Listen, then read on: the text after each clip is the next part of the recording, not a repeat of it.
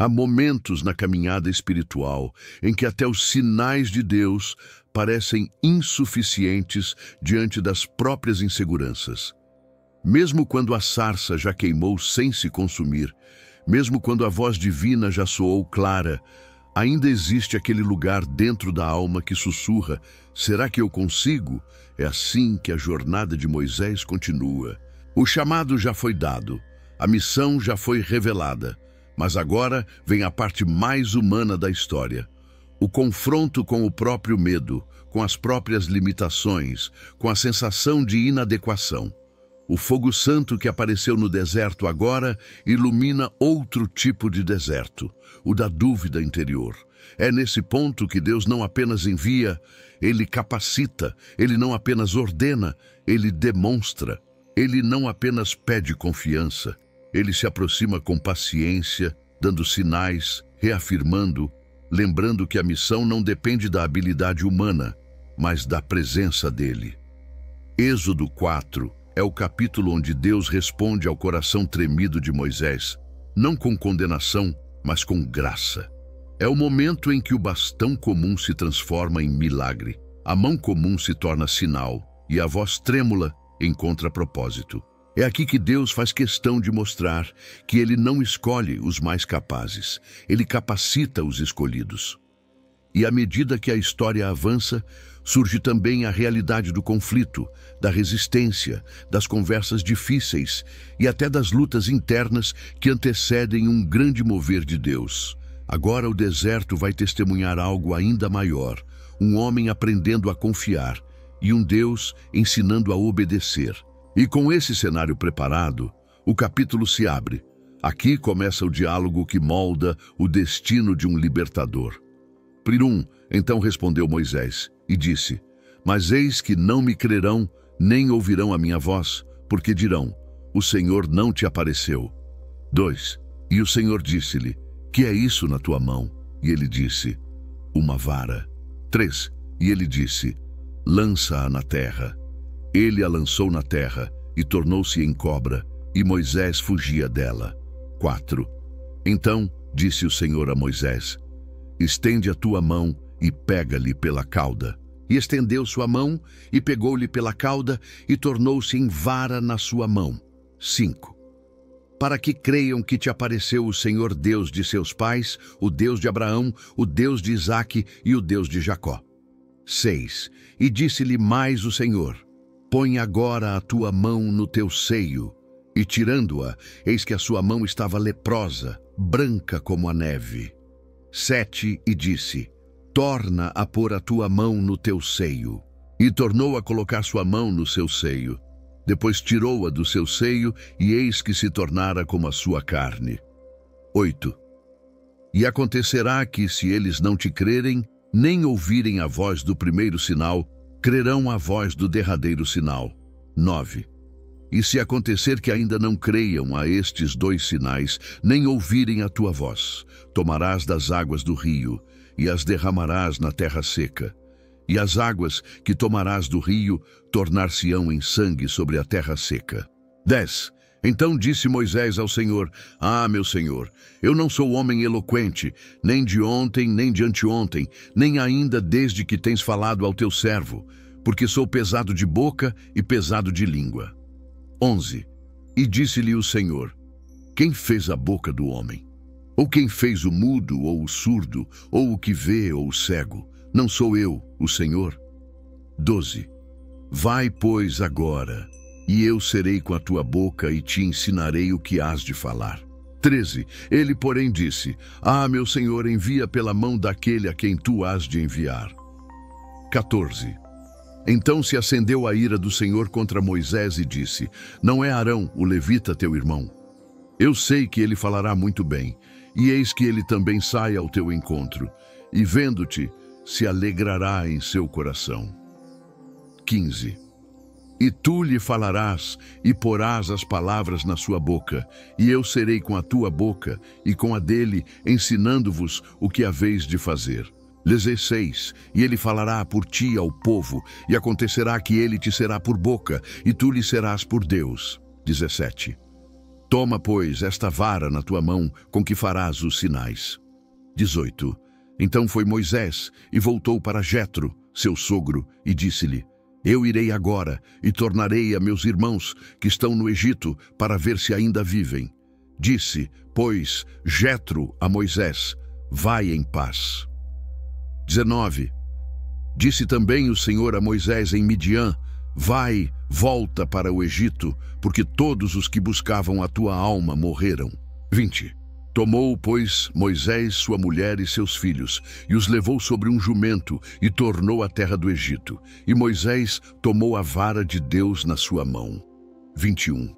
E disse o Senhor a Moisés: Quando voltares ao Egito, atenta que faças diante de Faraó todas as maravilhas que tenho posto na tua mão. Mas eu lhe endurecerei o coração, para que não deixe ir o povo. 22.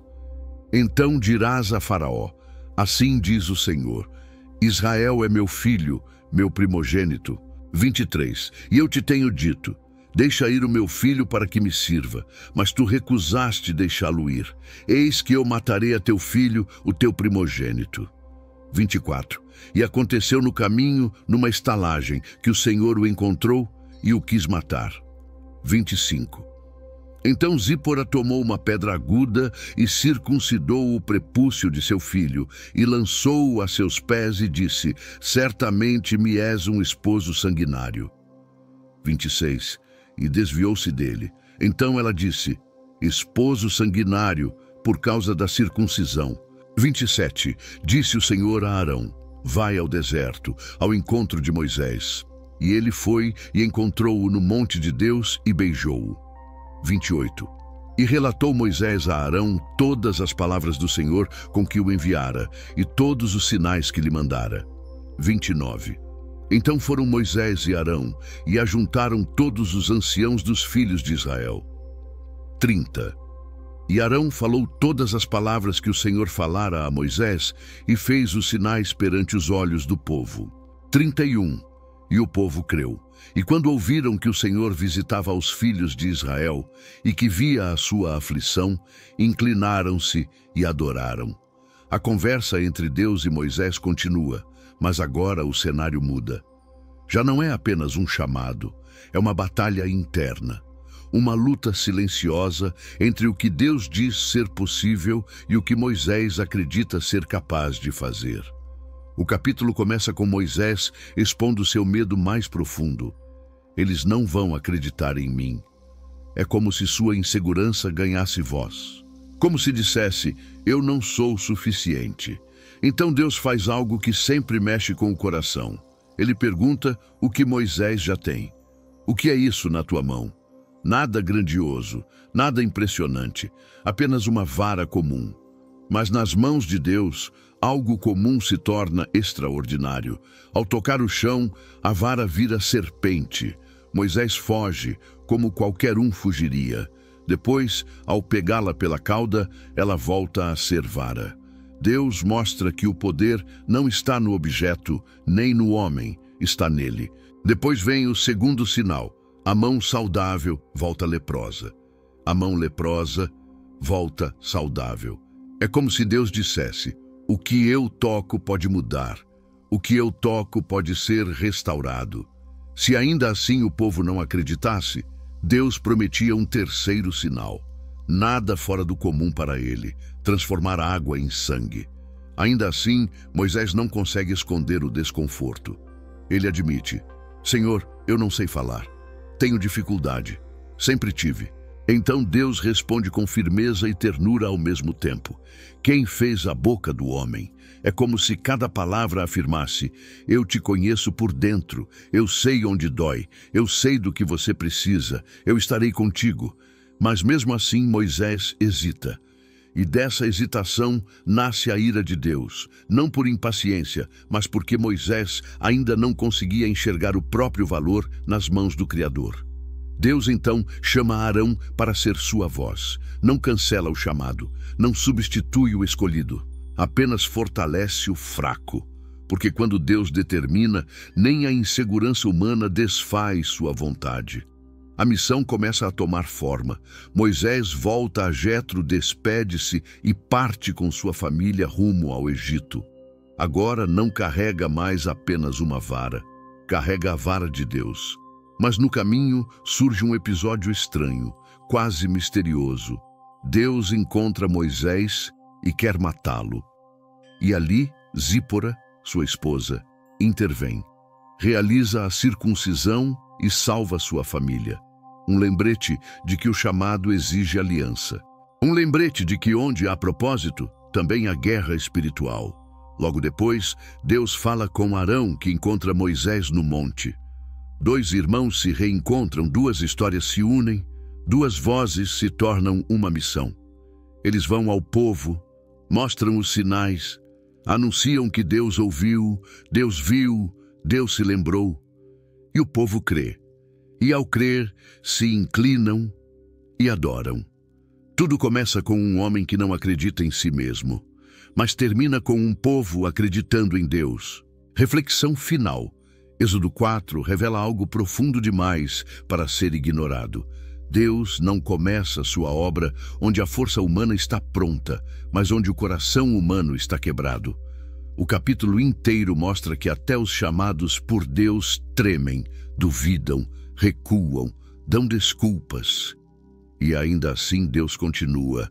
É a história de um Deus paciente diante de um homem inseguro, de um Deus que transforma uma vara comum em instrumento de sinais, de um Deus que responde a cada medo com uma promessa, de um Deus que não abandona quando o coração humano hesita. Aqui fica claro que a dúvida não é o fim do chamado, é o lugar onde Deus começa a agir. Ele sabe das limitações, conhece as falhas, vê as dificuldades. Mesmo assim chama, mesmo assim envia, mesmo assim capacita. E no final, a mesma boca que Moisés julgava incapaz se torna parte do plano que libertaria uma nação inteira. O capítulo mostra que Deus não procura perfeição, ele procura disposição. E que a pergunta que ele fez a Moisés ecoa até hoje. O que é isso na tua mão? Porque o que está nas mãos de alguém pode parecer pequeno, mas nas mãos de Deus se torna milagre. Êxodo 4 termina com o povo adorando. Mas a verdadeira transformação começou no deserto, dentro de um homem que ousou dizer mesmo com medo: eis-me aqui. Se você gostou desse vídeo, deixe um comentário com a palavra Êxodo. Compartilhe esse vídeo com algum ente querido, deixe o seu curtir e se inscreva no canal Bíblia em Dia. E não se esqueça de acompanhar nossas playlists sobre os livros de Gênesis e Êxodo já disponíveis no canal. Obrigado por assistir e até a próxima.